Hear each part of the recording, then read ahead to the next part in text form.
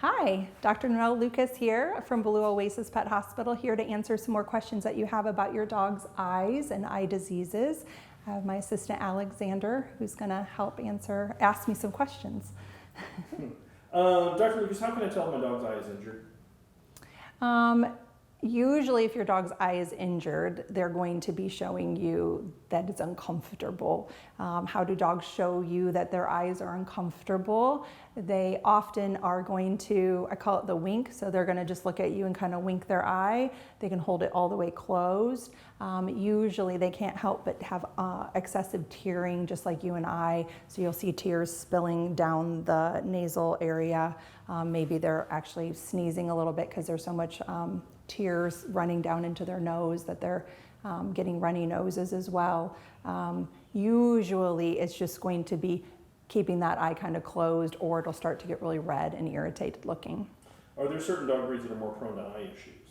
Yeah, so any of our dogs that have really buggy, bulgy eyes, so our pugs, our Boston Terriers, our bulldog breeds in general, the Frenchies, the Old English Bulldogs, those are the breeds that tend to have more ocular surface, or eyes that are out to their sides or forward and their eyelids are back, and so they just have more ocular real estate to get injured, so they tend to have more diseases than some other dogs. But there are some other breeds like the German Shepherd that have some distinct diseases that are associated with that breed as well. So your veterinarian usually will be the one to be expert on certain dog breeds and the ocular diseases that are associated with them. How will cataracts be diagnosed in my dog, and what's the treatment? Yeah, so cataracts is just the same as in people. The lens sits in the middle of the eye and it becomes very white or solid and you cannot see through it anymore. So when you look at your dog's eye, it just looks like there's a whiteness to the eye that's actually within the eye itself. So we diagnose it because we can actually look in there with a light and we can determine that we cannot see through it anymore. Oftentimes it's just related to your dog's getting very old, and sometimes that will bring on more prone to cataracts. We'll see dogs that are diabetic. They get diabetic cataracts just like people, or maybe there's been an injury to that eye and it's damaged that lens and it's more prone to cataracts. So we diagnose it because we can't see through the lens anymore, so that's a cataract. And then how is it treated?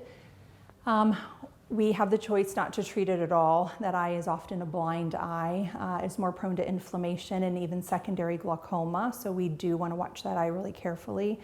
We also do have wonderful veterinary ophthalmologists that we can refer your dog to, and they can offer a removal of the cataract and give that dog some sight back if the retina is still able to process information. What's the best way to give my dog eye medication? Oh, eye medication. So strongly recommend food reward, because the animals, and especially dogs, are very food motivated. Actually I can try to demonstrate it here with my little dog assistant down here, Alexander. Can you come over here? Can you sit? Okay, so I actually like when dogs are looking up when we do eye medication.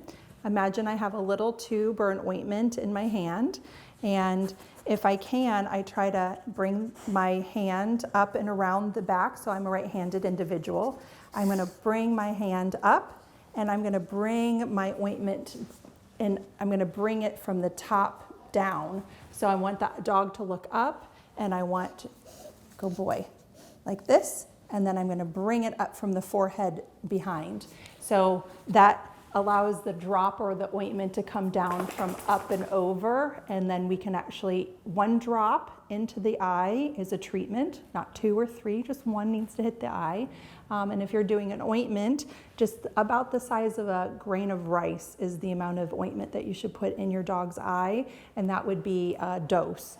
And then you just want to put it between the eyelids and then just do a little massage. make sure you give them a food reward. They get rewarded for that behavior that you just had them go through. We'll even take a little peanut butter or squeezed cheese and put it on a wall, what kind of high, have the dogs look up at the surface that, so their noses are pointing up, and that way you can come behind them and come up over their foreheads and drop that medication in their eyes. That actually can help with a lot of dogs when they are redirected on something yummy. Can my dog get pink eye, and is it contagious to other pets and people? So pink eye simply means like a bacterial infection. Dogs can pass pink eye around to each other a little bit. We'll see like some daycare kids that occasionally there'll be a pink eye, but in general, pink eye is not highly contagious between dog to dog.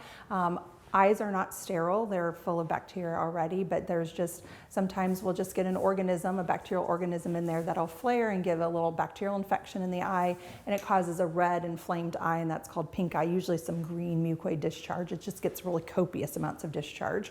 And you bring them in to see us. We usually will diagnose them with a bacterial conjunctivitis, pink eye.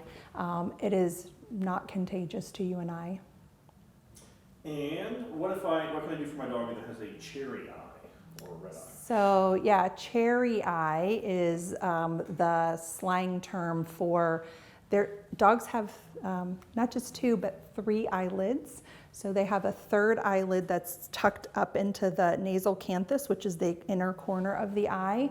Sometimes if your dog gets really tired, you'll see that third eyelid come up over their eyes. There's actually a gland that sits down in that little third eyelid called the nictitating membrane gland. And when it pops out, so the eyelid actually rolls out, and that eyelid gland pops out, and you'll see it in the corner of the eye as a little swollen gland, and it looks like a little cherry because it gets red and inflamed, and that's how it's got slang cherry eye, but it's actually a proptost third eyelid gland. So if you have there's lots of things to talk about with eye care in your dog, and we invite you to reach out to your veterinarian, or if you're in the Mount Juliet area, please reach out to Blue Oasis Pet Hospital. We would love to help you with your dog's eye care. Thank you.